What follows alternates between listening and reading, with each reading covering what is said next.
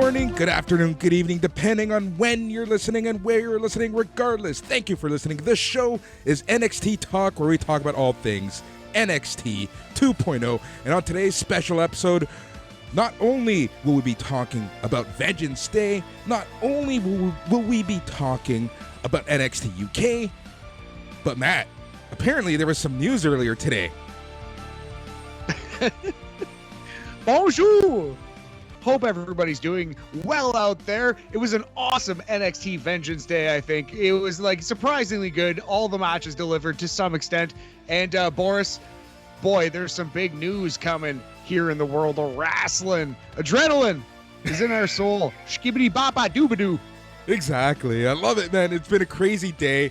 You know, I want to thank all the patrons as always. Thank you for supporting the show. For those of you who are listening on the free feed and you like this show, you like this content, every single day you get a different show, and you can easily sign up at patreon.com/SNME radio. You know, if you didn't realize, I'm Boris and I'm joined by Matt. But yeah, man, we have it's been busy. You know, another two city show we got going here, so that's always fun. But before everything, before the news, before the reviews, before the lulls, how are you, Matt? Well, thanks for asking, buddy. I'm pretty good. You know, I'm hanging in there. It was a very busy day at work, but, you know, slugging away, full of energy, ready to talk about this wrestling show and the big news of the day. But how are you doing, buddy? Yeah, as you said, we're coast to coast, not really coast to coast, but going international today. New York to Toronto. Yeah, man, I'm doing very good. It's very good. Everything's been busy. Everything's been good. I've been, you know, people know how to keep me busy, to say the least. And I just can't wait to, you know, get back to, well, actually, this is my normal routine, which is kind of funny. But honestly, everything's good. You know, finding time to do these shows, which is, it's a lot easier than, you know, people might think. Like, everything is fine, but you know, everything, you know, it's good. I don't know why I'm saying, you know, and it's good so much. Maybe I'm trying to convince Makes me feel like myself. You got something to hide, Boris. No, but you are a jet flying, limousine riding, you know, kiss stealing, wheeling dealing son of a gun, as it were. And yeah, I'm glad that you're, you know, out there in back on your grind, you know, traveling around, and you know, fly home safe. We'll see you soon, buddy. And I guess we should, as long as we're all okay and you haven't been whacked by a Tony D'Angelo of any kind, we should probably talk about some wrestling. Exactly. So, you know, the big news of the day, you know, there was Cody Rhodes. Where do we even start with this? You know, there's so much rumor, innuendo, there's so much hearsay, there's so much speculation. At the end of the day, all we know is that, well, do we even know this? Is it a work? Is it real? You know, Cody Rhodes is apparently gone from AEW along with his wife, Brandy. You know, they couldn't come to terms on a new contract, and as of Monday night, lawyers were involved, and things quickly dissolved, and everyone thought that the best road forward was just to part ways. Yeah, very shocking, really. Although this was brewing, I guess. Like, if you see how Cody's been involved in the AEW program in the last couple weeks to a month or so, it's been very strange, kind of like non-committal. He's been kind of dipping his toes in different things. But yeah, so there's been rumors that he has been unsigned for a long time. Very shocking, though, that he's actually gone. It appears he's not coming back to AEW. And I would think, anyone would think, that the only place he could go is WWE. I think that's the only company big enough for him at this point. You know what I mean?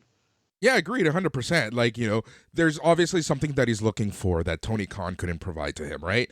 You know, according to I think what that is, Boris, is the bag. I think Tony Khan did not provide a big enough bag for Cody Rhodes in this scenario. That's what the reports are. Exactly. You know, he was an EVP as well, right? So this is a 36 turning 37-year-old man with a new child, growing family. He's an EVP to a company, a founding member of AEW. Why wouldn't he want the bag, right? Like, to me, that's just an obvious thing, right? If he's going to be talent and EVP, he probably wants to get the bag for both jobs, right? Now, we don't know the details, right? I'm sure that over the next few days between now and Sunday, tons of news is going to be coming out. But as of tonight, on the Wrestling Observer Figure 4 Online website, the story behind the story was that it's, like I said, it's all about speculation. As of Monday morning, lawyers were involved, and they were kind of working what this split would look like with no contract. Both could go to WWE immediately, but there's still speculation whether they're a package deal or what.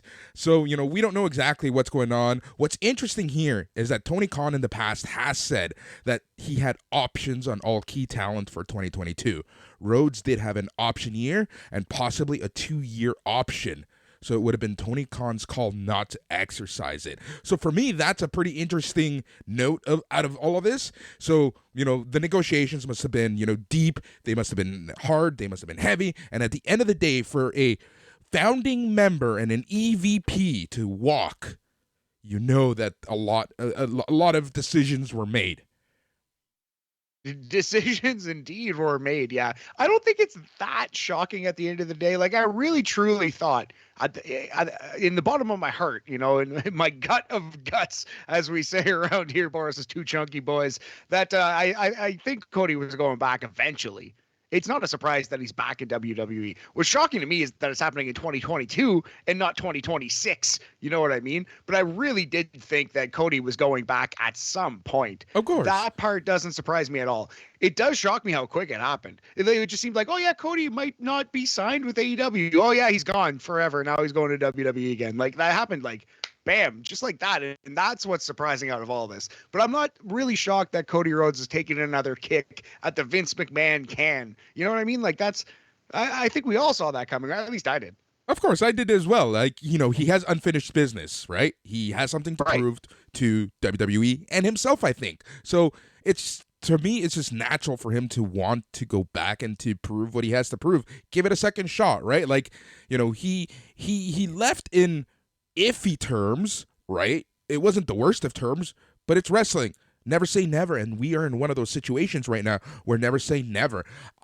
My take on this, is the optics of this, the optics of losing a founding member of your team, the optics of losing an EVP, the optics of you not being able to negotiate a contract right after this person's initial contract. The optics of that seem a lot worse, in my opinion, than the actual outcome of it all.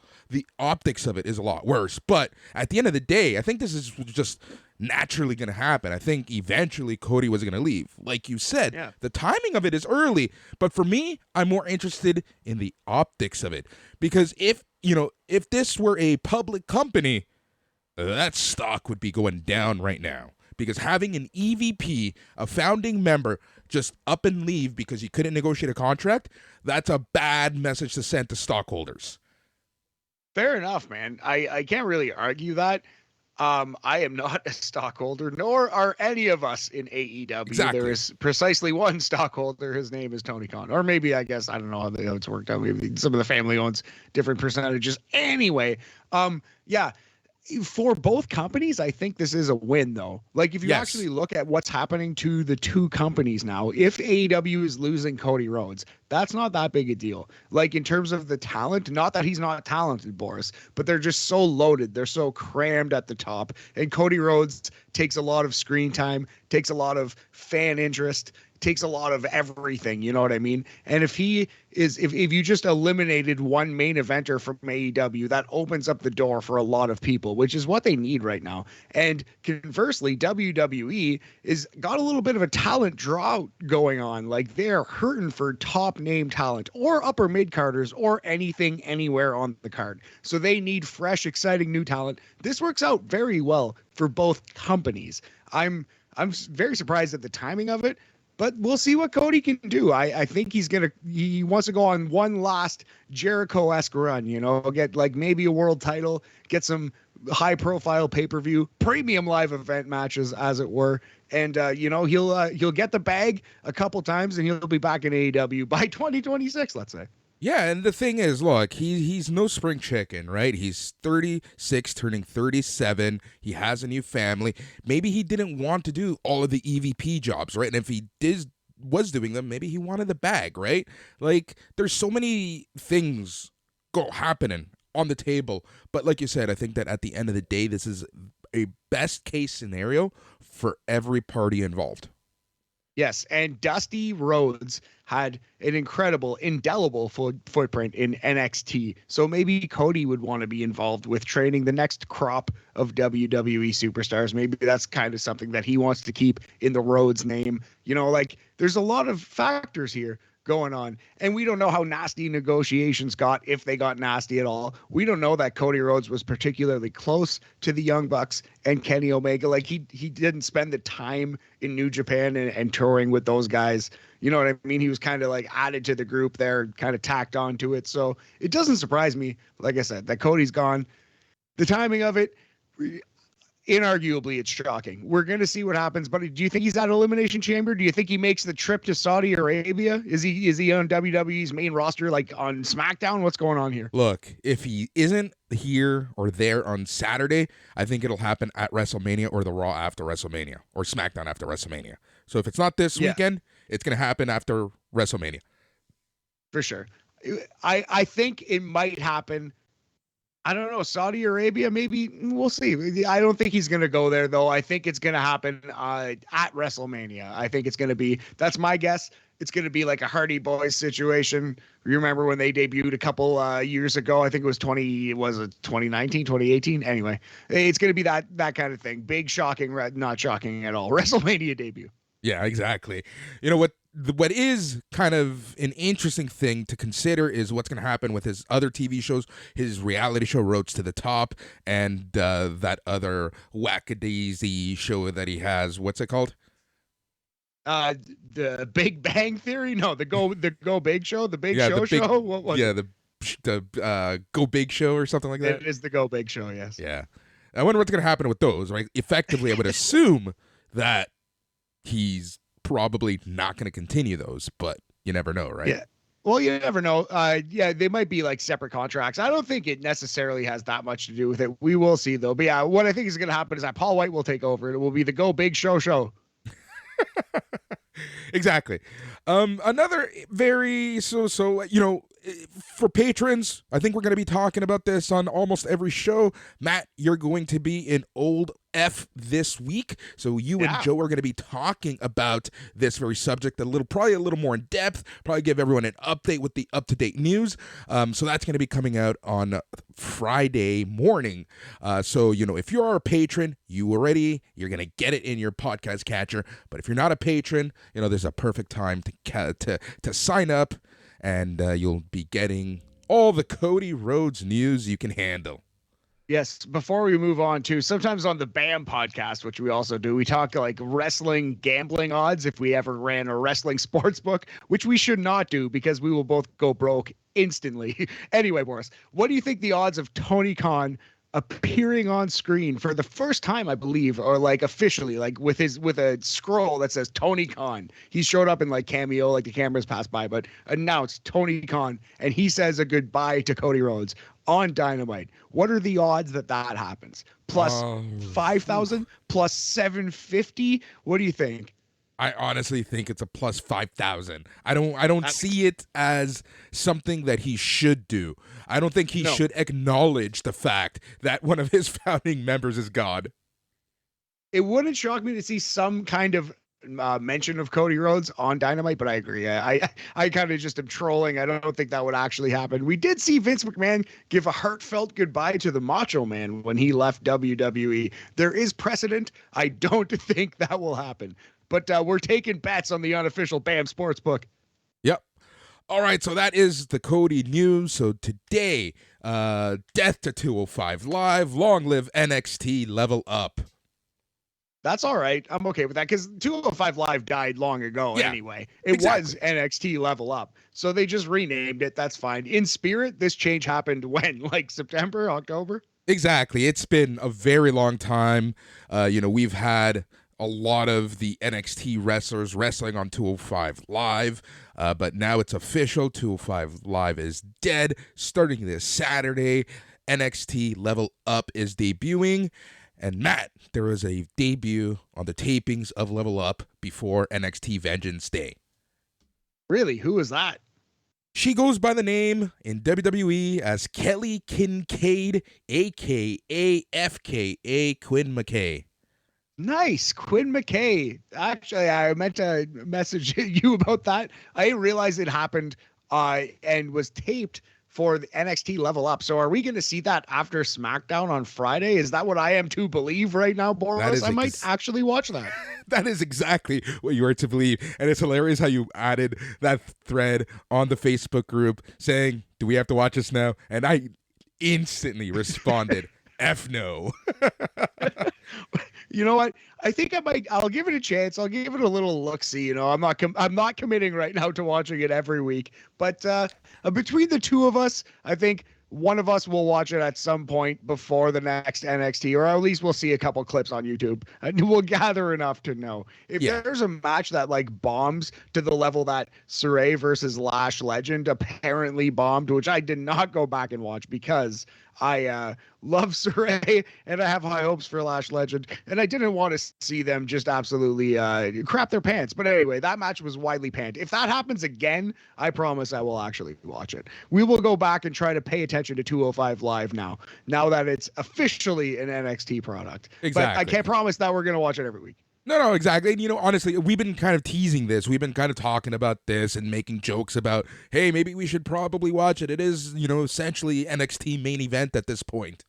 Yes, exactly. So I got a beer in hand right now. Thanks to the good people at Great Lakes Brewery. Crack one for 205 Live. We'll miss you. True hardcores will remember that the Cruiserweight title was killing it there for a little second. A quick little second after the Cruiserweight title, though it was done mostly in front of dead crowds. But a couple pay-per-view openers, a couple YouTube matches that really delivered. Austin Aries, Neville, even Enzo Amore to a degree, Boris. I remember 205 Live. You had a good run, kid. Yep, exactly. You know, it was ahead of its time, and unfortunately, it just got the support of the wrong people. Yeah, the Cruiserweight, man, it's so funny what could have been with the Cruiserweight Classic and Kota Ibushi and Zack Sabre Jr. and where they are now versus where everyone else in the Cruiserweight Classic ended up. Yep. It's crazy. It's absolutely crazy to think. Like, if you look back at 2016 and you look at, like, the state of Triple H's NXT and developmental, right? Like, you know, there's no point on going back and talking about it, but it's just crazy to think about where they were then, where they are now. But, you know, moving on to tonight's show, though. I think that NXT is really finding its groove. There's a lot of things that just seem to be clicking right now. You know, I think a lot of the wrestlers have obviously improved in ring. Now, before I start praising every wrestler that's come out of NXT 2.0, you know, one of the things that I always remind myself is, like, for example, Pete Dunne is helping Tony D'Angelo. Right? You know, like, yep. That's pretty big. Cameron Grimes is helping Carmelo Hayes. I almost said Anthony. You know, so to me, that's great, but I want to see these NXT 2.0 people wrestle against NXT 2.0 people and kind of see what we're going to get. Because, you know, we're going to have to take the training wheels off at some point.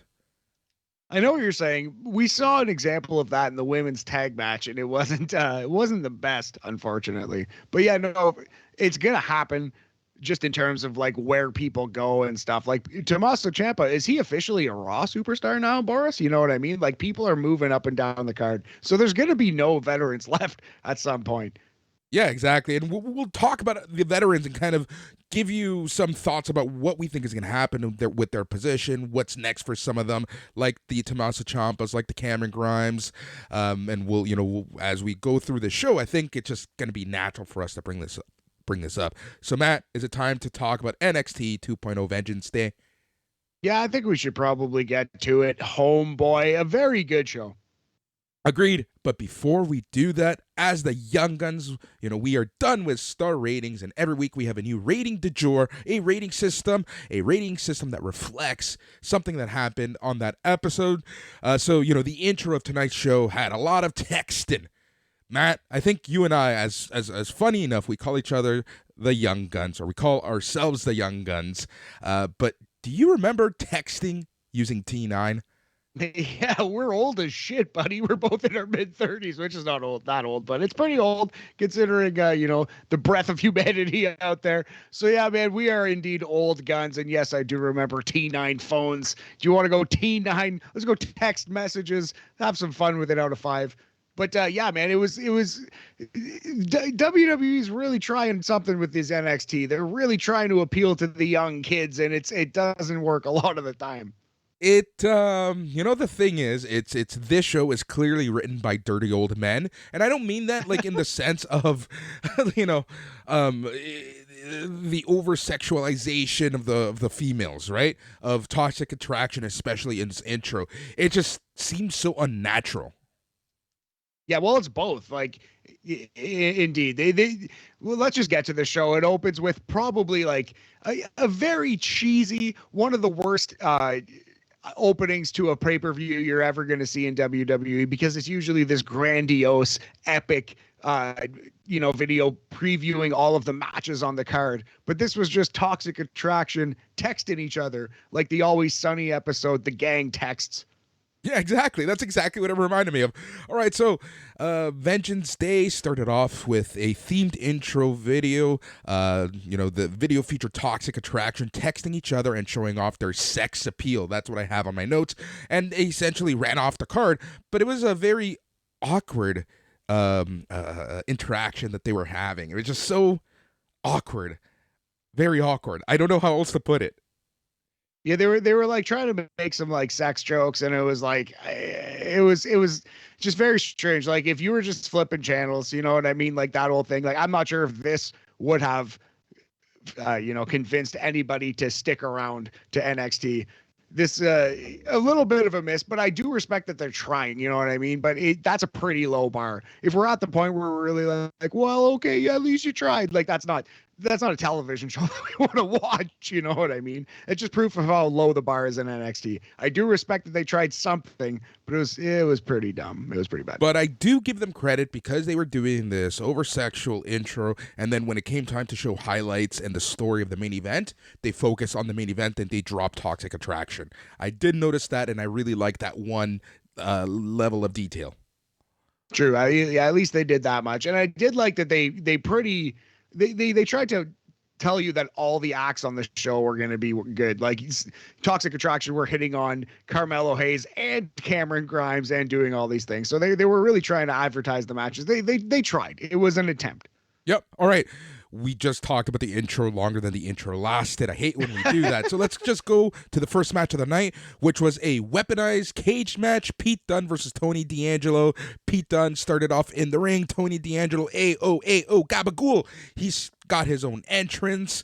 He came in his own car, and he strutted his way into the ring to start the match. And as soon as the match started, man, there's something about Pete Dunne with these NXT 2.0 people, because the first 90 seconds of every match that Pete Dunne is in with someone from NXT 2.0, he just unloads on them.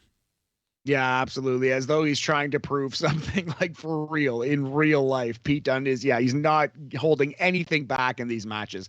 And kudos to Tony D'Angelo. He held his own. I really thought that this was an excellent back and forth wrestling match. Like, Tony did not back down. But yeah, Pete Dunne is a wrecking ball in there, especially at the start of a match with weapons. Oh man, you're in for some trouble in the first 30 seconds. Yeah, and you know who the highlight or who the MVP of this match was? Who was that? That was Tony D'Angelo, you being able to use zip ties and not looking like a dum-dum on live TV. Yeah, he actually got the zip ties done in quick time. So yeah, that was really good by Tony on this one. It seemed as though he's got a little experience, this Tony D'Angelo. Yeah, he does. Anyways, and I also love the fact that there was a story. You went creepier with that than I was intending, but please. I love the fact that there was a story reason why Tony D'Angelo cut the zip ties as well because he was in the guillotine choke. Like, I absolutely love that. Like, it makes sense. You know, you got the gimmick, you beat Dunn up a little bit, Dunn kind of puts you in this chokehold, and now you're forced to cut the man's arms loose. Yeah, that was an awesome spot. And even like the Tony D'Angelo sets up Pete Dunne for a power bomb while he's tie wrapped behind his back. But then Pete Dunne transitions that into the guillotine, the tie wrap assisted guillotine, which Boris is referring to, which Pete Dunne had to cut himself out of. So I really like that spot. That was very clever. And yeah, this match it was good for what it was. You see a weaponized steel cage and you think it could be terrible. Chris Jericho and Jon Moxley, who are two awesome wrestlers, had a terrible match in this exact style. But this was really good. It actually really delivered. I was quite impressed, surprised. Yeah, they didn't use all the plunder, right? Like, they kind of used it to throw each other on, but it wasn't used as a hardcore match, right? Like, there was one scary part, an awkward part, and that's when Tony D'Angelo delivered a suplex on Dunn from the top of the cage. Just the setup and everything took a little too long, looked a little awkward, but at the end of the day, it looked kind of cool. I'll tell you what helped this match a lot is that it felt like a fight. And that one spot that you just unlocked, maybe notwithstanding, but man, they got out the toolbox and, they were carving in each other's faces with a wrench. Like, it really felt like these guys do not like each other. And this was not like playtime doing spots. You know what I mean? Like, this was a hate-filled brawl, Boris. Yep. All right, so Dunn found the hidden crowbar against the cage. Dunn smashed D'Angelo twice with the crowbar, and he hit D'Angelo with the bitter end for the win at 9 minutes and 52 seconds to win the weaponized cage match. Matt, what did you think of the match overall?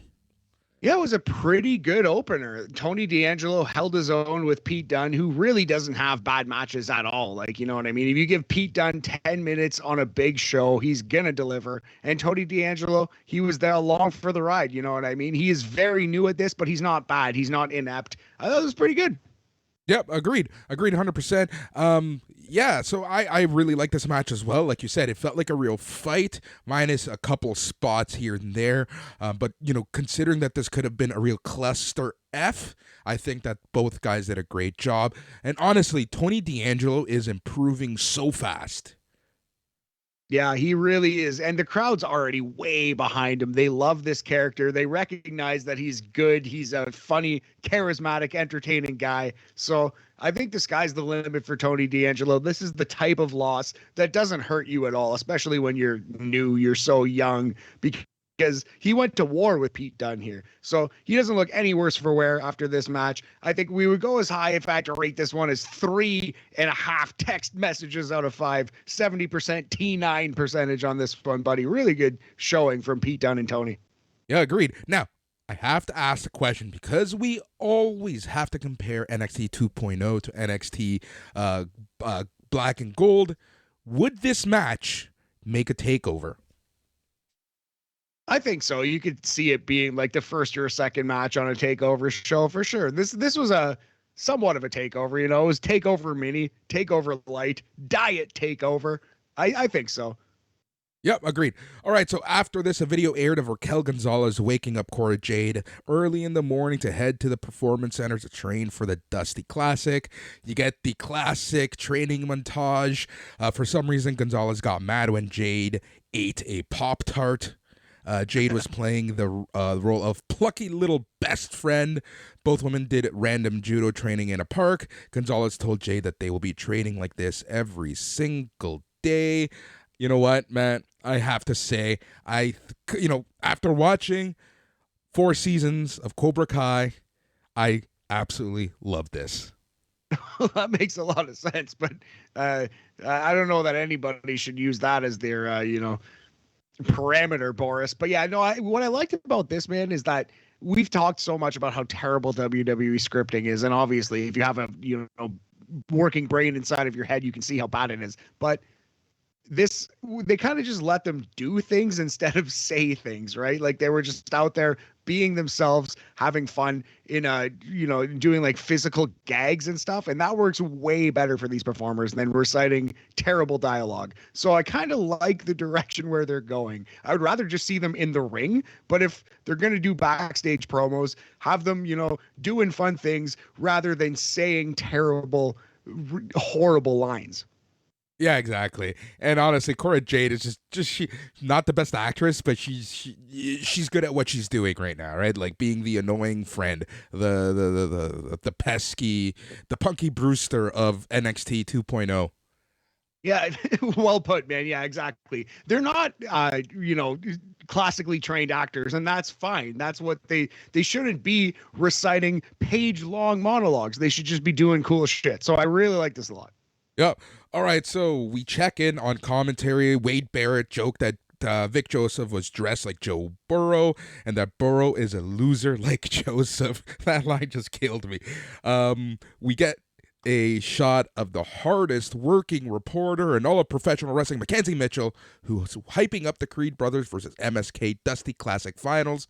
The show cuts to Malcolm Bivens and the Creed Brothers cutting a promo, stating their case to win the Dusty Classic. They cut to Wesley and Ash Carter kind of doing the same. So it's quick promos, nothing major. It's just like, look, we're going to win tonight. No, we're going to win tonight. And that's pretty much it. You've seen it 1,000 times, but Malcolm Bivens is really good, and anytime he gets to speak, it's a treat. He's above average on the microphone at the very least.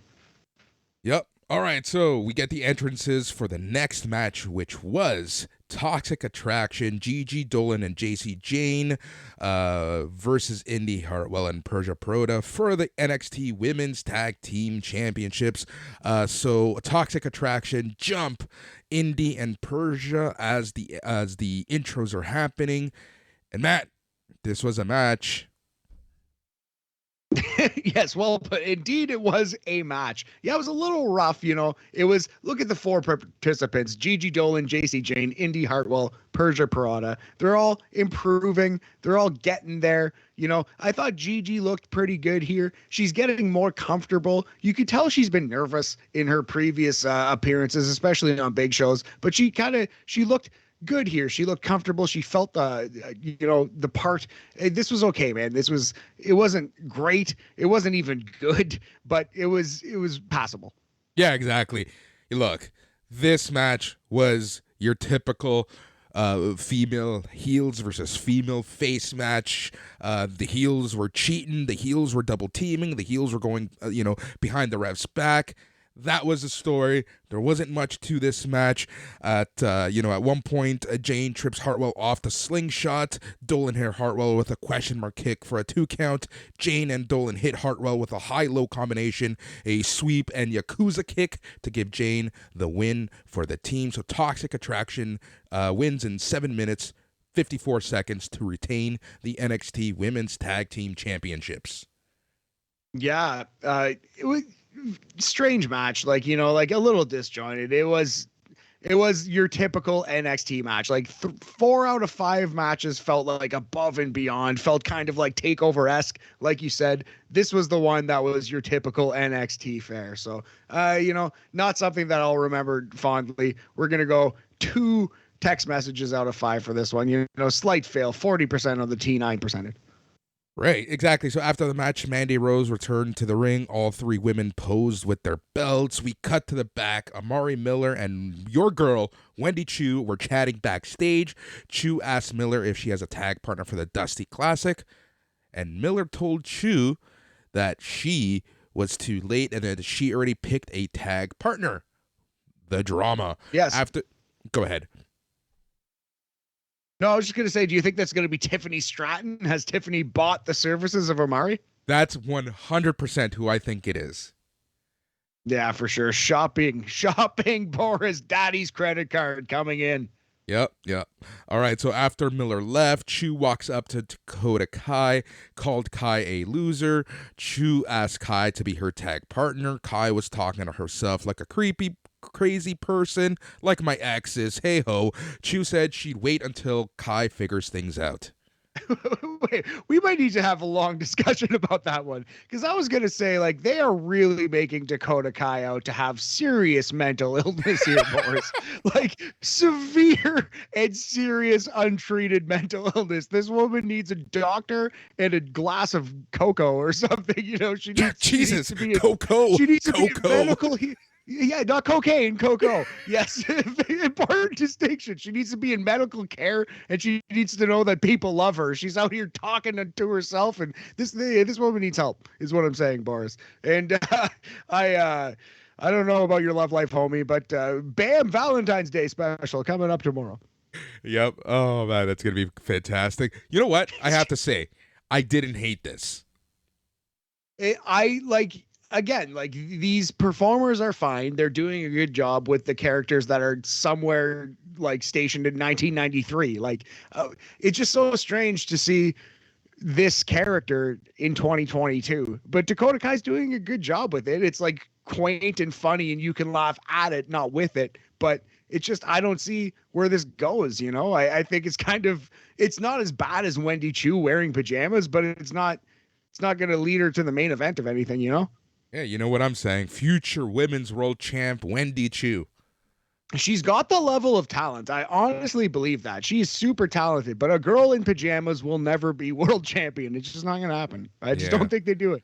All right, Grayson Waller and Sanga were outside with police officers getting ready to arrest LA Knight. No one saw this coming, eh? We couldn't see this coming down the street a mile away. Yeah. All right, but before that, we got a Briggs and Jensen skit airing where they were hanging out at a bar. Apparently, Jensen failed on his date because he let Kate and Carter pay for her own meal. He also got friend-zoned with Carter calling him a quote-unquote brother. NXT wrestler Fallon Henley was the bartender of the bar. Briggs recaps Jensen's recap. Henley confirmed that Jensen got friend-zoned, and Jensen lets out a huge no. This thing was very weird to me. I don't know if this is the message we want to be selling wrestling fans. Like, okay, like I don't know, Boris. Actually, I don't know about this one. There was a little hint of incel energy, I'll say, to this one. Oh God, yeah. I feel like this one, I feel like we should really break this skit down on the Bam Valentine special in a couple days. We might have to. This was some big incel energy from WWE NXT. I felt icky watching this. Like, women, you can't be friends with women. Are you an idiot, Boris? Why would you ever do that? You know, it was just like kind of pretty gross promo here from Brooks Jensen and Josh Briggs. Yeah, exactly. I don't know about you, but if a woman wants to pay for her date at the date, she can easily pay for the date, brother. I am glad that they had Fallon Henley come in off the top rope and be like, well, okay, it's not a bad thing that you have a friend. Like, it's okay to have a woman as a friend. Like, you're both human beings. Anyway, this was skating on some thin ice, and in my opinion, they plummeted through the thin ice and froze badly. Yep. All right, so LA Knight makes his entrance in street clothes. Before he can say anything, Grayson Waller comes out. He was flanked by quote-unquote police. Waller ordered the police to arrest Knight. Waller showed the cops footage of what set up the restraining order. Knight attacking Waller after Waller's match with AJ. Waller then said that he got anxiety after Knight attacked him last week. Knight took Waller's envelope. Knight said even though he has the right to remain silent, he has the right to defend himself. Knight said he knew that Waller would bring his own quote-unquote evidence, and he has his own evidence against Waller.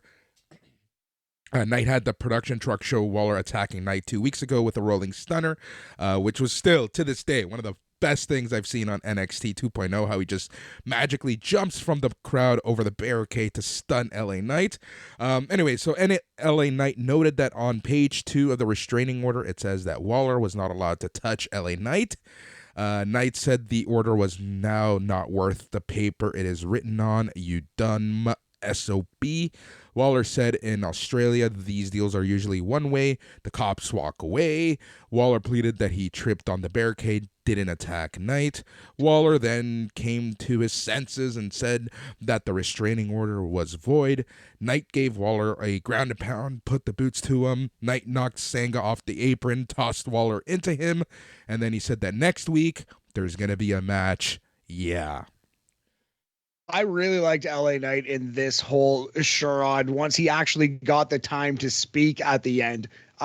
Grayson, and it happens to the best of us. In fact, I think it kind of happened to me. I think I didn't start strong on this podcast, Boris. I was a little nervous, but you know what? We're going to pick it back up and we're going to close strong. And that's what Grayson Waller did in this promo, homie. I feel like he was a little nervous at the start. I feel like he wasn't quite himself. And then he nailed it. And he was Grayson Waller by the end once LA Knight picked up. And then I was excited to see this match. The problem with this promo was we all saw it coming 1,000 miles away 4 weeks ago. We all knew where this story was going. It went exactly there. This kind of just felt like a waste of everyone's time. You know what I mean? It wasn't that good.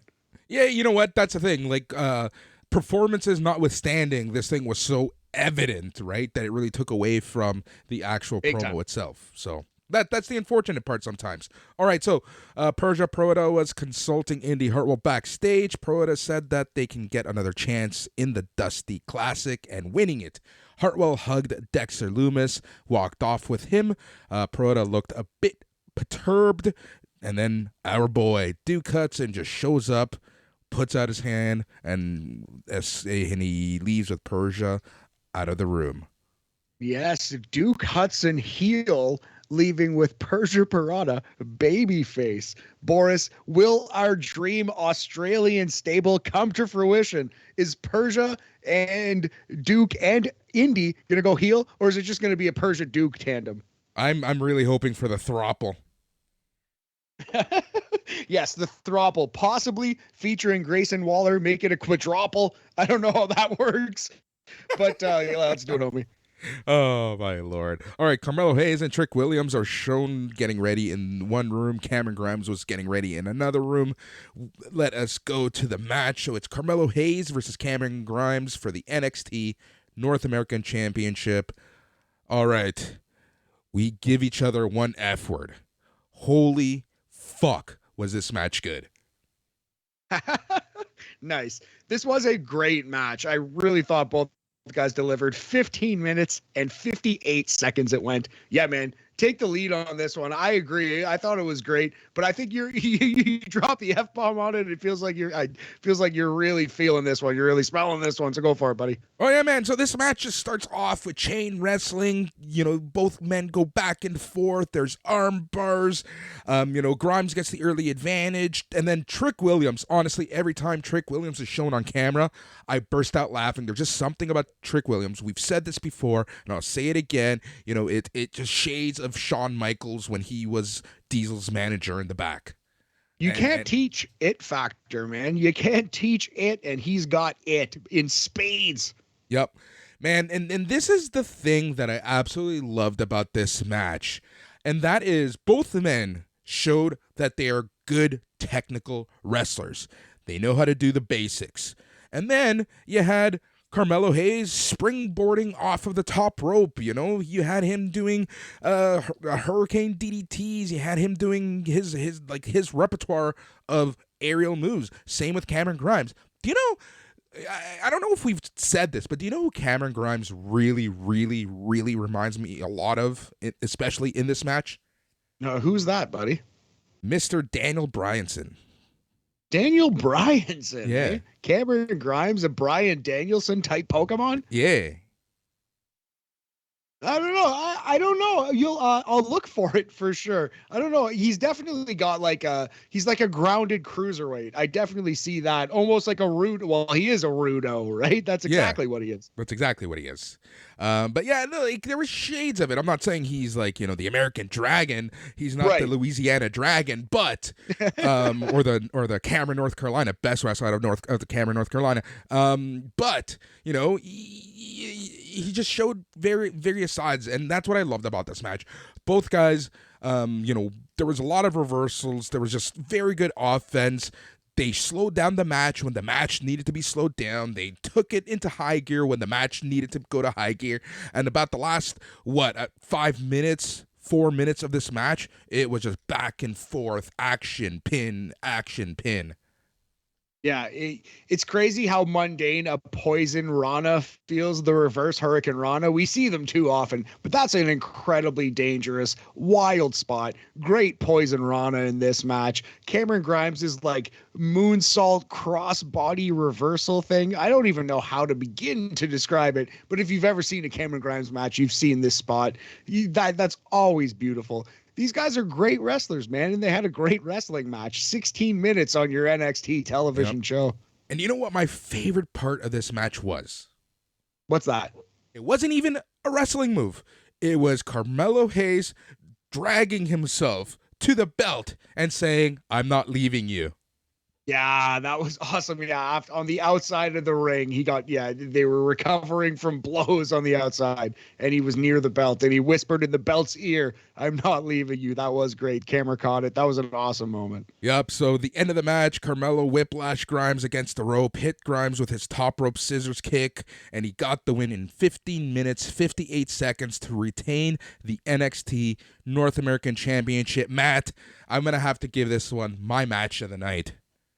Yeah, I agree with you, buddy. I think this was a great match. It was the only match that I would for sure call great, no matter what. I think we would go 4 text messages out of 5. 80% T9 2008 text message percentage, buddy. This was great stuff. And yeah, Carmelo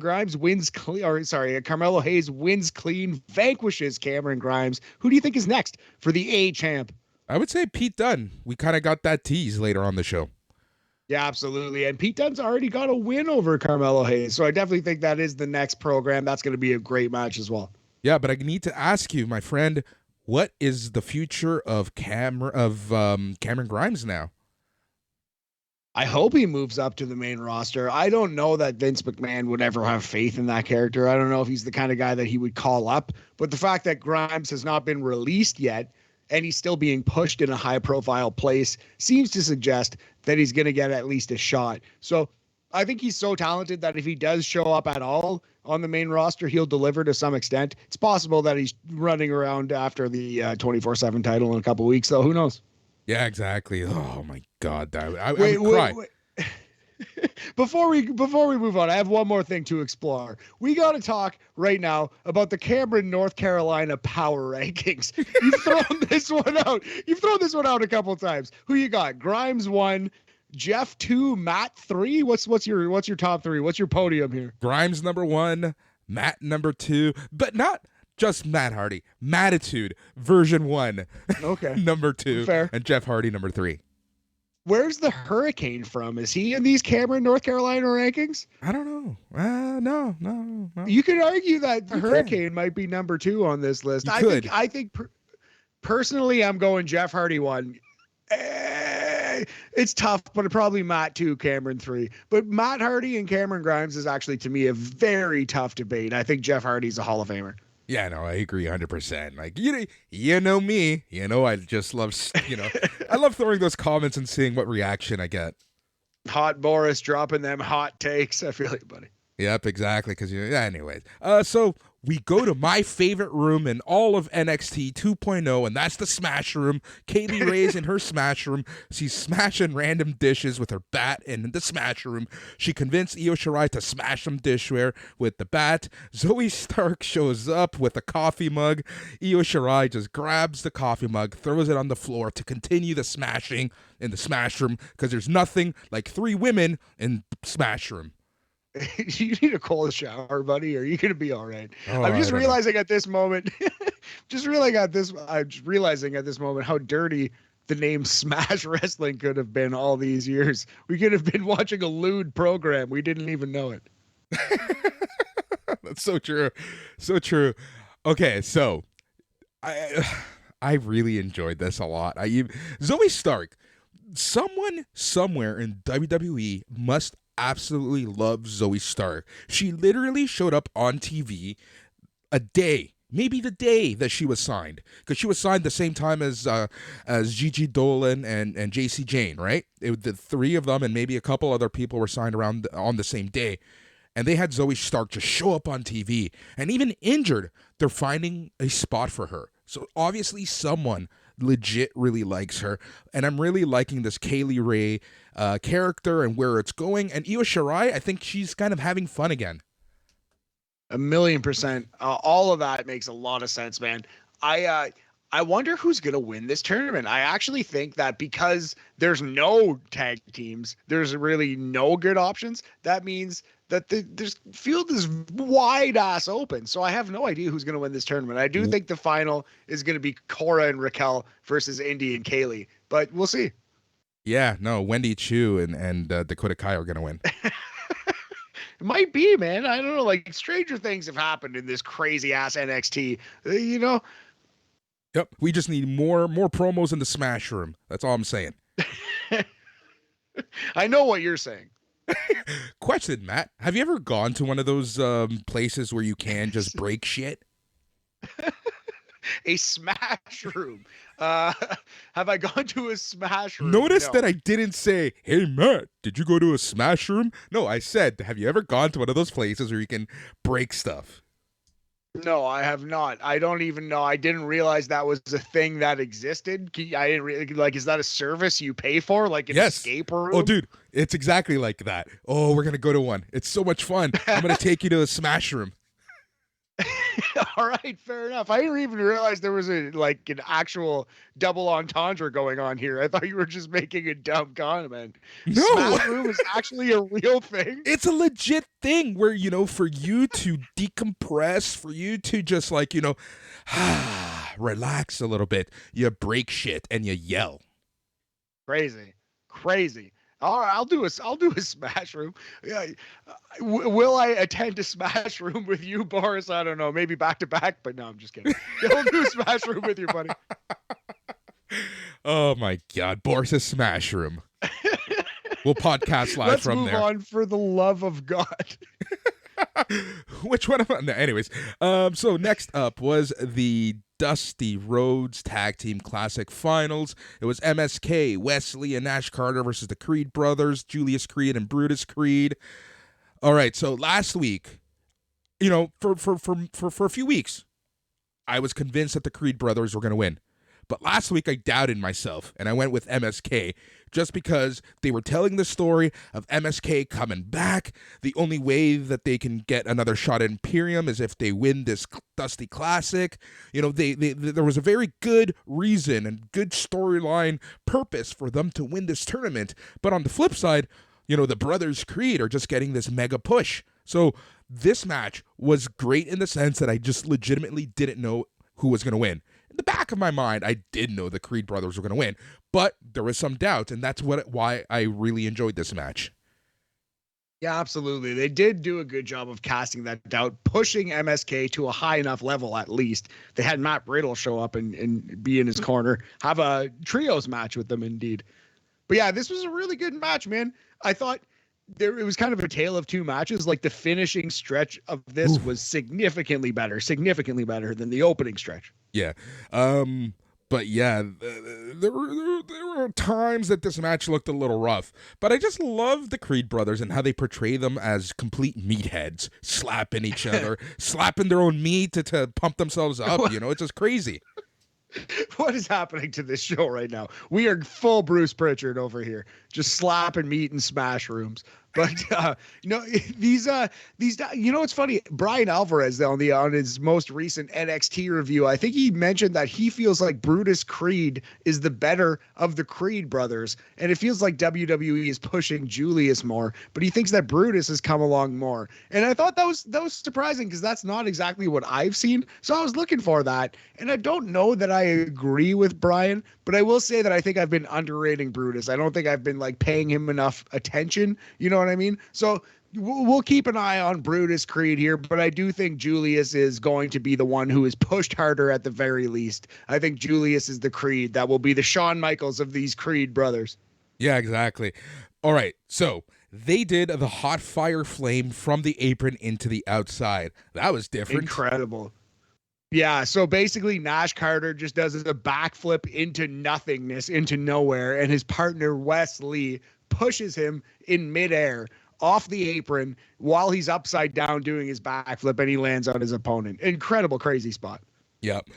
This match got a little dicey in the middle when they went to the outside because, like I've mentioned a couple times on this show, they've kind of reconfigured the performance center and the fans are just like right up against the ring almost. Like there's barely any room to walk. You cannot fit two wrestlers side by side, on the apron and the ringside. So things are getting a little dicey. They did try at one point. Carter takes down Brutus with a kick. Carter went for a suicide dive on Julius, but Julius catches Carter, and then I don't know exactly what he was trying to do. Maybe this was what he was trying to do, but it just looked kind of awkward, and he does this cartwheel slam on the ringside in the outside. It just looked very, very dangerous.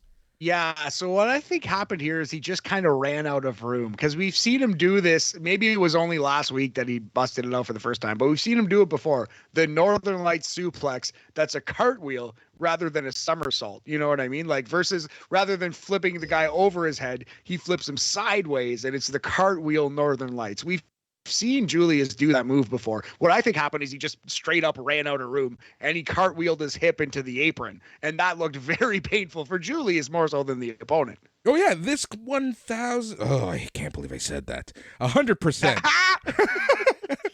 This 100% hurt Julius a lot more. Anyways, Julius then hits Carter with a basement lariat, and they get the pinfall win at 9 minutes and 36 seconds to win the 2022 Dusty Rhodes Tag Team Classic.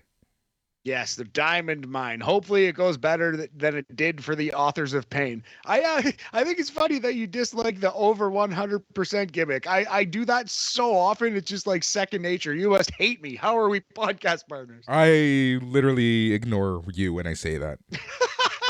And when I say anything, yes, that's very clear. But I Sorry, what? I thought this was a very good match, man. I'm going to go as high as 3 3/4 text messages out of 5, 75%. It's a B plus. I couldn't quite call it great because, as you said, it did kind of break down a little bit in the middle there, but it's still a very good match. And I think once again, for the second week in a row, the best match of Diamond Mine's career. They topped their previous best match of their career last week. So they're on a heater, these Diamond Mine boys. Yep, exactly. All right, so after this match, we get the latest Nikita Lyons vignette. Lyons talks about how her father told her to stop randomly beating people up as she grew up because she's supposed to bring people together. She said she sent the message to her dad by looking at him. She then did a choreographed dance routine that said dancing can be compared to landing knockout blows in the ring. She said she's a whole lot of woman who's going to do a whole lot of whooping. She said she's not going to hide it, deny it, or apologize for it. She said next week, you better look out for this Lyons roar. Because you see, Matt, her name is Nikita Lyons, and she has a Lyons roar. Yes. Oh man, I'm telling you, if this woman can wrestle at all, she is going to be a star in this business. Like she is her character's a little all over the place. She is manic pixie dream heel, as we've said. She's like part Sonya Blade, but also part Penny Lane, but she's also part, I don't know, Sable. But she's also she's got a sprinkle of China in there too, and she's just, I don't know exactly what her character is, but it's at least unique and it's good. And she's confident. She's super charismatic. We're gonna see, man. If she can wrestle at all, she's gonna be very good. So, I will say this. I will admit to this. I have watched 205 Live, and she was on it. Nikita Lyons, did she lose? Did she win? How did she look? She won, and she wasn't the worst. Oh, interesting. I'm excited to see what she can do next week. We're gonna be watching that NXT level up going forward. So we'll see the debut matches of these people. But man, it'll be interesting. She's got her character, she's got her personality down. I don't know exactly what her motivations are and all that stuff. That will happen. Maybe it won't. It's WWE. It definitely won't. In fact, but she's got a lot. She's got a lot going for her. Yeah. All right. So, oh man, Fabian Aichner, Marcel Bartel, and Gunther. I Yeah. can't say that with a straight face. It is Imperium. laugh out loud. Imperium is in the ring, and Gunther corrects Alicia Taylor on how to pronounce his name. Honestly, when he stopped Alicia Taylor, a small part of me wished he said, "No, no, no. The name is Walter." And just went into business for himself. Yeah, man. Well, It's funny. The crowd chanting Walter, Walter, and he has to act upset and like, wow, how dare you chant that name that I've been called for years, that I've been known by. exactly. Oh man. And then you know that it's a sticking point when even Wade Barrett says the crowd must be deaf. Yeah, man. I mean, yeah, they're making Wade toe that company line. It is what it is. If they're gonna call him Gunter on WrestleMania and they're gonna put him on the main card, then call him Gunter. You know what I mean? If they're gonna call him Gunter and then fire him, then this was a total waste and a dumb idea. Yeah, but I just love the fact that the Nextras, the NXT crowd, okay, number one, they're hot again. Like, they are loving this product. Number two, I love how they absolutely ignore people's names, calling Gunther Walter, Solo Sikoa, calling him an Oos, I just love the fact that the crowd is just doing their own thing. I do love the Ooze chants. One thing I thought was a little iffy was the USA chant here in 2022, but they're bad guys and it's Florida, so we'll Exactly. excuse it. But it's worth noting that in 2022 they chanted USA at these heels on this wrestling show. You know what my favorite thing in history was? WrestleMania 9, Yokozuna versus Bret Hart, and the crowd chanting USA. That is absolutely incredible. I think there's another example of that, like SummerSlam. I want to say it's 1989. I want to say it's a 6-man tag. Hacksaw Jim Duggan is with the Hart Foundation against the Rougeau Bros and someone, and it's Bret Hart and Jacques Rougeau. And I think Jacques has got Bret in a headlock or something. And Hacksaw Jim Duggan on the apron starts chanting USA, even though it's Rougeau versus Bret Hart in the middle of the ring. Oh, Hacksaw. God bless him. All right, so Aichner talks about the Creed brothers being next in line for Imperium after winning the Dusty Classic. Bartel said to understand what Imperium stands for, you must preserve through suffering, anguish, and the misery that you are not prepared to endure just yet. Gunther said Marcel and Fabian have brought honor to this great sport. Gunther said for himself, he's setting his eyes on championship gold in NXT. He said he's watching Bron Breakker with 2Ks versus Santos Escobar with the closest interest. This is before Gunther could get out his Imperium Ring Conf catchphrase. He was cut off by Solo Sikoa. Sikoa said he knows Gunther's catchphrase about the ring being sacred, yada, yada, yada. He said he doesn't care about the mat because on the island you find the biggest and baddest dude and smack the taste out of his mouth. He said he's about to do that now. He said he doesn't care how you pronounce Gunther's name because he's about to wipe the mat with the ring general and make him his bitch. Yeah, so Walter versus Oos Jr. Not in my top 1,000 opponents that I want to see Walter have a match with Solo Sikoa, but sure, I hope Walter wins clean and he goes on to bright lights and great heights in WWE. And nothing against Solo Sikoa. I think he could have a good run too, but man, this kind of scares me a little bit. Solo Sikoa is still undefeated, isn't he? Yep. Uh-oh, buddy. I don't know about this one. Solo might beat Gunther. Due to Roderick Strong interference, perhaps, or something. I don't know. I'm scared of this match. Yeah. Gunther. He's looking really lean, isn't he? Oh, he has lost a lot of weight. Trimmed down for sure. Looking like he dropped like, I don't know, 50, 60 pounds. Yeah, looking slim and trim and ready to slap the shit out of someone. Exactly. All right. The hardest working reporter in all of professional wrestling, Mackenzie Mitchell, interviews Dolph Ziggler about getting a drink thrown at him by Tommaso Ciampa at Raw. Ziggler was randomly wearing a Toxic Attraction shirt, FYI.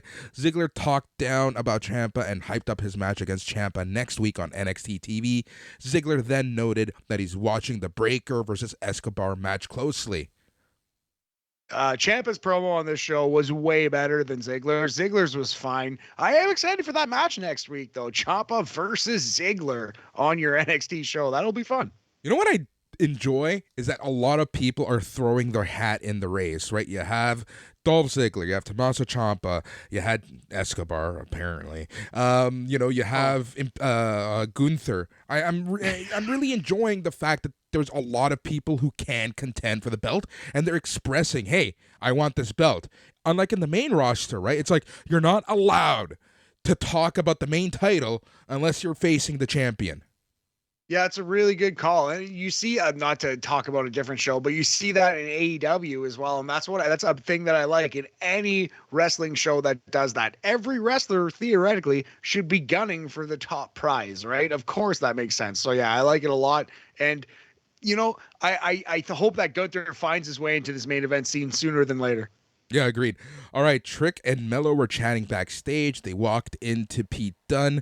Dunne congratulated Mello and said that he's still North American champion for now. So, yeah. So this was the promo that Boris referred to earlier. Pete Dunne 1-0 over Mello. I believe you can check your record books. I think that's the case. So this is probably going to be Mello winning a hard-fought, awesome title match versus Pete Dunne. Hook it to my veins. Let's go.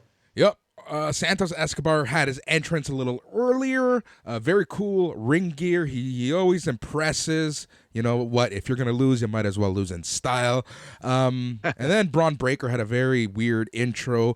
He uses a road flare to activate a Vengeance pay-per-view logo prop, and then he makes his entrance. We do the formal in-ring announcements with Alicia Taylor, and then they did note that this match will be commercial-free. So your main event of WWE NXT Vengeance Day is Bron Breakker versus Santos Escobar for the NXT Championship. Yeah, so good match insofar as both of these guys are really, really talented. Like Santos is so incredibly good on the microphone. Like you said, even his gear is super on point. This guy's a professional. He's really, really good. Bron Breakker is the rookie of the year. He has just got limitless potential, period. So this was really good, but man, there was they planned a couple spots. There was just this long dead point in the middle of this match, and then an excellent finishing stretch. And that kind of is like a little bit of a pattern in the longer NXT matches. It's like they plan the beginning and they plan the end, and then they're like, go wrestle in the middle. And not everyone can figure that middle portion out, you know? Yeah, Escobar was really trying. You can tell that he was really pulling every trick he had out of his hat, right? Like, you can tell that he was really pushing and trying to get a match out of Bron Breakker here. It wasn't the worst, right? But, there was a lull, and it was obvious that, they kind of let them do something here. And I have to say, Matt, okay, we knew that Santos Escobar was going to lose. But by that end of the match, they kind of made me second guess myself for a split second. Yeah, there was a really good near fall here where Dolph Ziggler ran in and hit a solid super kick to Bron Breakker, and kind of felt like they could theoretically change the channel and change the title, and rush Bron Breakker up to the main roster. That could happen at any time. So it wouldn't surprise me to see something like that. I was borderline worked with that one too, buddy. Same here. I was I was just screaming to myself in my room. It was just like, I'm like, oh my God, they're going to do it. These sons of bitches are going to do it. And of course they're not. So what happened was Mendoza and Wild, they get on the apron. They were tossed around by Breakker. Elektra Lopez distracts the referee. Dolph Ziggler comes out of nowhere, hits Breakker with a super kick. Bron Breakker kicked out of Escobar's pin at 2 and 99.9999 there. Ziggler threw a fit at ringside because he thought he had given the win to Escobar. Tommaso Ciampa runs out, brawls with Ziggler. Escobar hit Breakker with a beautiful looking tornado DDT. Escobar pointed at the sky to honor Eddie Guerrero because Matt, today was 18 years to the day of when Eddie Guerrero won the championship. Yeah, true, from Brock Lesnar. No way out. No, that's crazy. Yep. All right, so Breakker dodged a frog splash attempt. Escobar went for a thrill of the hunt, but Breakker escaped and nailed Escobar with a spear. Breakker hit Escobar with the military press power slam for the win at 12 minutes and 5 seconds to retain the NXT championship. My God, that spear. He didn't just hit him with the spear. He leveled this man with a spear. Wrestling is quote unquote fake, Boris, as they say. That was one of those moments where there was nothing fake about that. Like, he speared that man to death in the middle of the ring. Yeah. He hit Santos so hard with that. Oh man, Santos must be feeling it. Like, that could have been a broken rib easy. Oh, for sure. I thought he was going to, like, just upchuck in the middle of the ring at one point. Like, oh, my God. It just looked so brutal. There was a few times in this match where both guys just kind of they gave each other a little oomph. Yeah, for sure. And it's because Braun's a bull in a china shop, and Santos was trying not to get killed. He was hitting him back, you know. But yeah, not since Goldberg versus, like, whoever, 1997, 98, like, early Goldberg run, have I seen a spear like that. Like, just pure Bron Breakker smashing into another man. He speared the shit out of Santos in this match. It wasn't even like a crazy spot. It wasn't like clean, but I'm telling you, like, watch that back. He hit that guy so hard. God, he hit him hard. Yeah. Oh, dude, 100%. Like, honestly, like, and like you said, I think you said it best there. It wasn't a clean looking spear. It looked nasty. Like, it just didn't look good, and it looked nasty and rough, and oh my God, just honestly watch the last couple minutes of this match if you haven't watched it. It was very well done. And yeah, Bron Breakker ends up winning. Matt, how would you rate this match? How many Kelly Rowland texting on Excels would you give this? We're gonna give this we're gonna go a solid B, so that's 3.5 Kelly Rowland texts. Even when I'm with my boo, that's a 70% for you, Boris.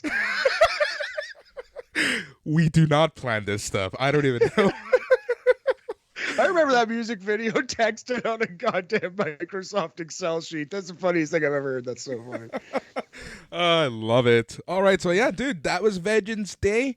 Honestly, I would have to give this show a thumbs up. Oh, big time. Absolutely. I think it's close. NXT UK might have been better this week, and it was just a run-of-the-mill UK. It would have been the worst takeover of all time, but it was still a high-end NXT 2.0 show. You know what I mean? It was very good. Highly watchable. To make this a perfect show, what I would have done is I would have substituted the tag team women's match and inserted the Mandy Rose Kaylee Ray match. Oh, that's a good call. That would have made sense. I like your idea there. You know what? A small little thing that I would have done if it's possible, like giving if Cody Santos Rhodes Escobar the win. Yeah, that yes. But if Cody Rhodes is showing up in Saudi Arabia on the 19th or on SmackDown on the 18th, I would have honestly had him hand out the Dusty Cup. I think it would have made people like care about NXT more than they have in years. I think it would have kind of like been a cool moment for WWE and for Cody Rhodes. It would have been really nice. I think that's what they should have done to kind of help this show a little bit, because in ring NXT 2.0 is what it's going to be. Yeah. We're not going to get takeover matches by and large. We'll get a few here and there, but it's not going to be 5 great matches like it used to be. But they can still do big moments, and I think that would have been really nice. So of course that didn't happen. Of course, my boy Cody, you know, I've always had his back. Oh no. Are you going to actually do this? Is that going to actually, are you going to turn face on Cody? What are you talking about? He's my boy. We're buddies. He's the best. Go Cody, American Nightmare. Woo! Are you saying that adrenaline has always been in your soul, Boris? If you can see how much I'm laughing right now as I'm even trying to get through this bit. Yeah, bit indeed. I actually do, like, unironically, for real, I do like Cody Rhodes. I am a Cody Rhodes fan, and I'm cheering for him. I am too. All right, but you know what's, so going back to what you were talking about, it's funny that, like you said, you know, the moments, right? Because that's what WWE is all about. They're all about Yeah. social media moments. They're all about pictures. They're all about headlines. They're all about how they can get a picture out there, right? And I think that would have been the ultimate coup if they were able to sign Cody, even just for tonight, even just for an appearance, and have him present the Dusty Cup, because like, dude, him leaving AEW made headlines in the sports world in general. Yeah, man. That's my biggest complaint with AEW and WWE too. But AEW actually, especially, my biggest complaint, I think, is that they milk things too long. They told us CM Punk was coming in for like a month, and it worked out that they popped a really big rating for that second, I think it was, Rampage episode. So it was, I'm not saying that was a bad idea, but like Adam Cole, another example, they kind of like teased and hinted that he was going to come in for like a couple weeks, a month, and then he showed up. Johnny Gargano is going to be another one, and Johnny Gargano's a different situation because he's waiting for his wife to pop out a child. She's like, literally, she might be in labor right now as we speak. Like, she's super pregnant. But anyway, man, like, they milk these guys and they wait and wait and wait. So I hope Cody Rhodes shows up soon. I don't think he will. I think he's going to show up like at WrestleMania or after, but I hope he shows up like on SmackDown. Yeah. Won't be this week because it's already been recorded, right? So yeah, fair. But yes. I know exactly what you mean. Like, no point in waiting. Everyone, it's like the worst kept secret, kind of like the Hardy Boys. But that one was different because the rumors really happened that week, that WrestleMania week, right? Yeah, exactly. And yeah, it was a little different, but it's kind of the same thing. But it's just like Lex Luger showed up on the same, or like on Nitro the week after he showed up on Raw. Rick Rude showed up on the same episode, you know what I mean? Yeah. And 20, 30 years later, we can't even get close to that standard anymore. Even when the internet exists and we know all this stuff, you know what I mean? They still milk it and tease it and tease it. It's so very strange to me. I don't get it. Yep. All right, let's grab your biscuits, your tea, and let's head over the pond to talk some NXT UK.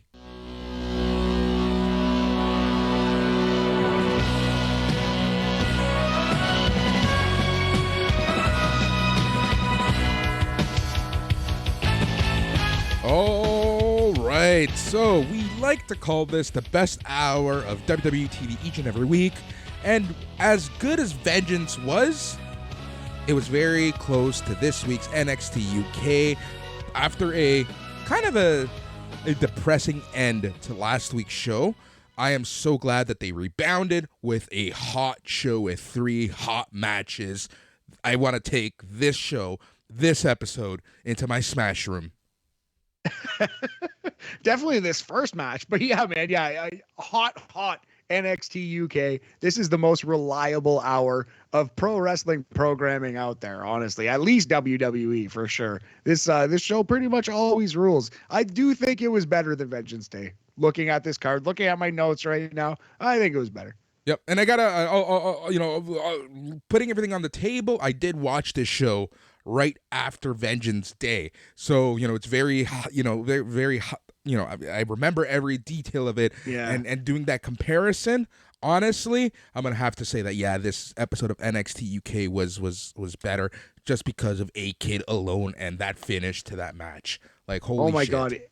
A-Kid is so good. I can't even wait to sing his praises. But yeah, I agree with you, man. Fresh in your memory. I actually watched it directly before NXT 2.0, but I drew the same conclusion. So yeah, let's get into it. Let's get into it indeed, because the first match was Amel versus Nina Samuels. This feud has been kind of brewing up over the past several weeks. Nina Samuels kind of forcing Amel to be on the Nina Samuels show, because naturally, that's how you start a wrestling feud. I love how wrestling feuds start. It just, the most random of occurrences, right? And then, boom, you're in a match, because that's how you settle fights. So this match kicked things off. It went, just under 5 minutes, 20 seconds. But it was fast, to the point, and, Nina Samuels is one of those characters. She can lose every single match, and it won't ever hurt her. Yeah, exactly right. She's the new Billie Kay. We've said it before. And Amel, her babyface push, it's coming along. I really like her work. So, yeah, this was a strong little opener here. I liked it. Yep. How many crumpets would you give this match? So, yeah, Amel wins with the Hope Breaker, Boris, which is a sit-out spine buster, 5 minutes and 18 seconds, I believe it was. And yeah, we're going to go as high as 3 crumpets out of 5. Solid C in Canada, 60% no-am dar percentage. Yep, it was quick, to the point, and achieved exactly what you needed to achieve. And like I said, Nina Samuels doesn't need to win. And Amel is kind of with this like a new hope type of character, right? I'm really digging this. So good showing for both women. All right, A-Kid, he's trying to teach Sax and Huxley a limerick ahead of their match later, and he's trying to make Huxley a more presentable person. He's trying to make him less of a wild man, Mark Merrow, and he's really trying to kind of get him on the straight edge, you see, but it's not working. So, yeah, what did you think of this? Yeah, so A-Kid's trying to teach Saxon Huxley to say the old classical English rhyme, the rain in Spain falls mainly on the plain. And Huxley's a wild man. He's doing like a Bruiser Brody character, so he can't quite say it. And then A-Kid walks out and he recites it perfectly and then says, A-Kid's a very nice man. And then when A-Kid comes back in the room, he starts raving like an absolute derelict, lunatic piece of shit again. So I don't know. It's kind of, I think we as the viewer are to believe that Saxon Huxley is completely in control and just screwing with A-Kid. Is that his character? I don't know if that's what they're going for. I thought the same, but then later on after their match, it just, I don't know. I don't know exactly what this character is. It's either that he's in complete control and he's screwing with A-Kid, or he's some kind of strange Festus-like creature who snaps in and out of sanity. Yeah. All right, so we see that. I love that. I did actually like this promo. It was all right. It was fine. NXT UK has done way better work, but it was cute. It was one of those. You know what? We've seen A-Kid's promos in the past, and this one was so much better than what we've seen before from this kid. As much as we love A-Kid in the ring, outside of the ring, he has struggled a little bit, but this was pretty good. Yeah, I agreed. All right, so we see that Shaw Samuels and Noam Dar's dressing room door is locked. More on that soon. Mustache Mountain congratulates Ashton Smith and Oliver Carter on winning their match to earn a shot at the NXT UK Tag Team Championship. Carter claimed they would take their championship from them. We got confirmation that this match is actually going to happen in not 1, but 2 weeks. Yeah, so we have 2 now big matches set up for concurrent NXT UK episodes. If you're super into Jordan Devlin versus Wolfgang, which I am, which is about to be set up, let's talk about this promo. I really enjoyed it. This was great.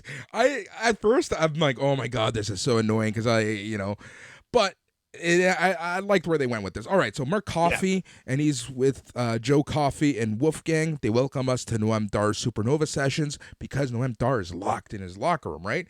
So they call this the Gallus Boys on Top. They introduced Jordan Devlin to the show.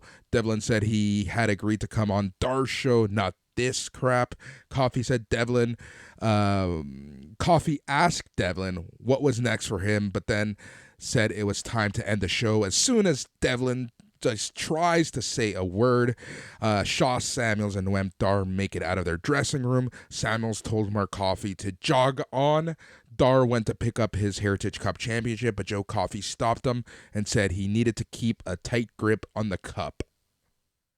I love Noam Dar and Shaw Samuels. I don't think it's Cockney. Someone who's more English will have to tell me exactly what dialect he's doing. But Shaw Samuels' accent makes me laugh so hard. It's very, his delivery is very funny. And Noam Dar is one of my favorite characters in wrestling for like the last 5 years running. So I love those guys. I love when they get a chance to promo. This was pretty good. I liked Mark Coffey's whole, I promise Jordan Devlin, I will conduct myself as a professional. I will give you the time you need. And then as soon as Jordan Devlin starts speaking, he cuts him off and tries to end the show. That it's a tried and tested bit, but his delivery on that did make me laugh. I really thought this promo was strong. I thought everybody in it did a really good job. Yep. All right. Shaw Samuels and Noam Dar. This is what Happy Corbin and Matt Cat Moss should be. Oh my God. What an excellent call, buddy. In a just world, That is, yeah. Shaw Samuels and Noam Dar have their spot on near the top of the card at WWE. That is such an excellent call. Like They could easily do exactly what Baron Corbin and Madcap Moss are doing. and they kind of are doing it to a certain extent, right? They're not the dad joke part, but it's like this play off of each other, right? Yeah, like the goofball shitbag heels, but like upper mid card still. Like, yeah, no, they're kind of doing just a way better version of that. Yeah, which is funny. All right, Dave Mastiff and Jack Stars are they're talking about their loss to Carter and Smith last week. Mastiff got angry with Stars for touching his jacket. Stars said he wanted to be like Mastiff and have his own jacket. Mastiff said he has to earn it. So yeah, it seems like Dave Mastiff's going heel. Do you think they're going to swerve us and turn Jack heel? I think Jack Stars is going to go heel. He's going to say "F you," and I want the jacket. We're going to get another jacket gimmick. So we have jacket time, and then we're going to get jacket stars. Yep. Oh, you just saved yourself from a jacket off in the Smash Room joke. Listen, let's show some decorum here. Let's be adults and get through this review, Boris. Kenny Williams cuts a promo about thunderstorms being a temporary thing that runs out of steam. Williams claimed it was a fitting moniker for Sam Gradwell and that he could weather his storm. Saxon Huxley made his entrance. Aiken makes his entrance. What did you think of this Kenny Williams promo?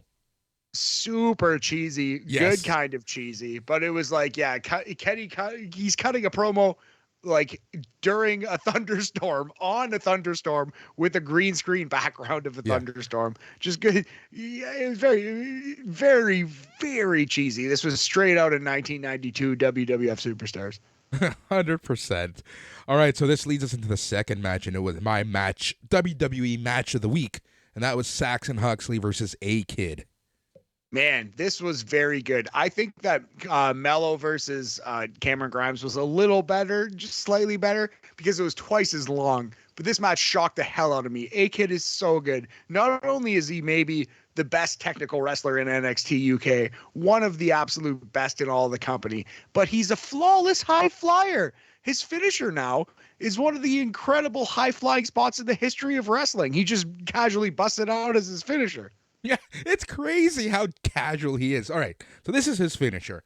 He springboards off of the top rope, does a moonsault flip, and he turns this into a DDT. Yes, so longtime hardcore fans will remember that Rey Mysterio first busted this move out on Eddie Guerrero, 1997 Halloween Havoc. I want to say that was the first ever time this move was ever attempted in a wrestling match. So here on the BAM podcast, Boris, I suggest to you we call this the Mysterio Special. That's what I think we should name A-Kid's finish. Yeah, I agree with you 100%. Like this, how casual he just does it, right? It's just crazy. It's crazy. And Saxon Huxley was great in this match. There were some spots where I thought that he broke A-Kid. Yeah, A-Kid's bumping is also amazing. But yes, Saxton Huxley was an awesome big man in this. He's closer to Berserker than he is to Bruiser Brody. But he's a perfectly cromulent Berserker, Boris. Exactly. All right, so A-Kid does the Rey Mysterio special, and he beats Saxon Huxley in just 7 minutes and 2 seconds. Yes, sir. So yeah, we're gonna go as high as 3 3/4 crumpets, man. Best match on NXT UK.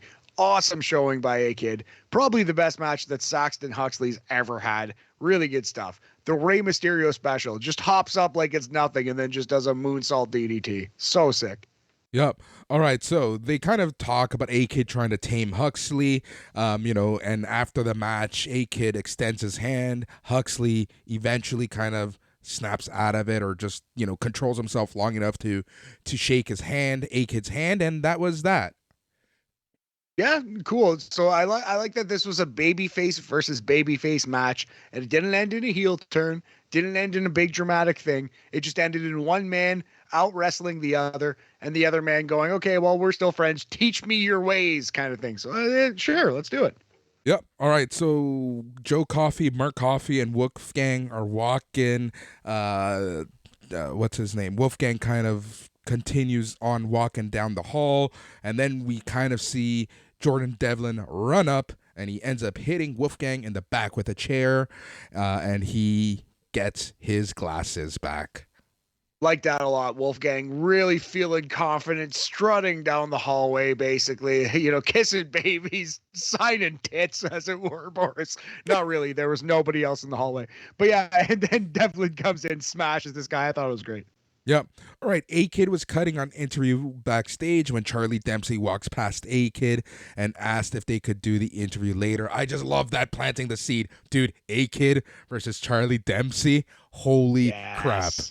So we have seeds planted for Nathan Frazier versus Dempsey, and now A-Kid versus Dempsey. Oh my God, let's go. Let's go.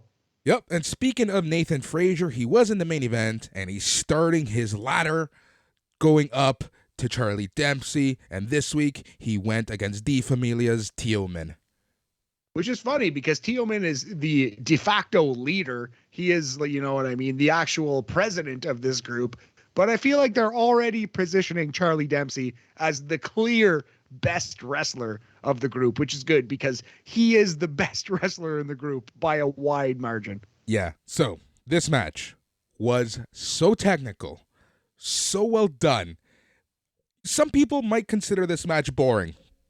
A lot of it did take place on the ground. I can, if you say that this match is boring, I'm not gonna fight you. I'm not gonna raise fists at you if you say that. But this match was a little on the slow side, but it was a very technical, well thought out match. Definitely way more grounded, way more of the old school wrestling, the European style, if you will, than you usually see in WWE. So it might be off-putting to some people, but I liked it a lot. Yep. This match exactly. So it was a lot of back and forth. D Familia was getting very agitated. So the three of them are kind of, they go to the apron, they get off the apron, and then Nathan Frazier does a dive onto all three men.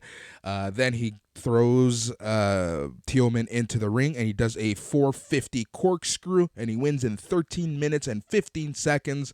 I really like this. This was a good start to kind of like the battle of D Familia, and I really hope that Charlie Dempsey match is last, and that I'm really hoping that match, and I think on paper that match should be a classic. Yeah, man, both those kids are so talented. It could be the start of an excellent rivalry. Hopefully, if this is a fair world, which it's not, we could see a long-term rivalry between those two talented performers. But yeah, I really thought this was a good match too. Nathan Frazier wins, as you said, with a twisting 450 and or a Phoenix splash, 13 minutes and 15 seconds. I would go as high as 3.5 crumpets on this one. I did think A-Kid versus Saxton was a little better, but this was a very good match as well. Yep, agreed with you there. All right, man, so that was NXT UK. Fantastic episode. Matt, what do we have on NXT Stateside and NXT UK over the next couple weeks? Yeah, let's get to it. So on February 17th, Thursday, that's the next UK episode, we have Jordan Devlin versus Wolfgang and the Cockroach Kenny Williams versus Sam Gradwell. Next NXT 2.0 is February 22nd. We have Nikita Lyons, Boris, in action debuting. We have the Women's Dusty Cup. By the time you listen to this podcast, there might be some matches announced on Instagram. I'm sure they're going to hit us with a couple of those. So the Women's Dusty Cup will begin. No official matches yet. We also have Grayson Waller versus LA Knight and Dolph Ziggler versus Tommaso Ciampa in the main event of NXT 2.0 next week. That is an unofficial number one contenders match. The winner there is probably next for Bron Breakker. Also on UK 2 weeks from now, as you mentioned, Boris, which is February 22nd, the UK tag team titles, Ashton Smith and Oliver Carter versus Mustache Mountain, Trent Seven, and Tyler Bate. Damn it, I almost got through that whole thing without screwing up. I love it. Yeah, man. Excellent show. And all right, so in terms of SNME stuff, if you are a patron, just wait a second. I got to tell the non-patrons how to become patrons so that they can listen to one show a day. And the best way to do this is go to patreon.com/SNME Radio. It's just over $5 Canadian. You can join, and you're going to be getting one wrestling show a day plus a couple extras. You get the Sunday flagship show before everyone else, and could be extended, depends on what we're talking about. But yeah, if you're not a patron, you should go out, join the Patreon, even for 1 month. Patreon.com/SNME Radio. If you like some merch, go to ballergear.ca. Now, in terms of shows, we have tons of shows still coming up. Right now, you're listening to NXT Talk. On Thursday, you're going to be getting BAM! That's Boris and Matt Weekly. This week, we're going to be chatting and giving you a preview of Impact's Hard to Kill or No Surrender. Which pay-per-view is it? I believe No Surrender is coming up. There's also a couple matches that we haven't talked about. We're going to catch up on. There's the big Stardom match that we missed. Mayu Iwatani versus Julia. We gotta watch that one. Also, Michael Oku versus Will Ospreay. Big Uncle Dave gave that one 5 stars. We're going to check that out. Hopefully we'll have reviews of that for you on the next BAM. Also, Boris, we might talk a little, a little relationship advice, a little r/askmen/ask BAM. Exactly. Go to the SNME Facebook group, find the thread, leave us a question, DM or instant message Matt or I, and leave a question. It's just going to be fun, because who better to give relationship advice than Boris and Matt, to middle-aged or mid-30s, larger than life men. Yes, chubby single boys in their mid to early 30s. Let's say mid to early. Boris, let's go with that one. But yeah, man, no, it'll just be a bit of fun, or just talk some, just have some fun chats with some friends. More than anything else, take a little detour. We can't always talk wrestling, you know what I mean? It's good to mix it up every now and then, buddy. Exactly. All right, and then on Friday you have the Old Fox AEW Weekly, but this week it's going to be Joe and Matt. Then on Saturday you have Dose Shows Saturday, because you have your Smack Daddies chatting all things SmackDown, and you have the Dark Side of the Elite chatting all things Rampage on their Rampage rollout.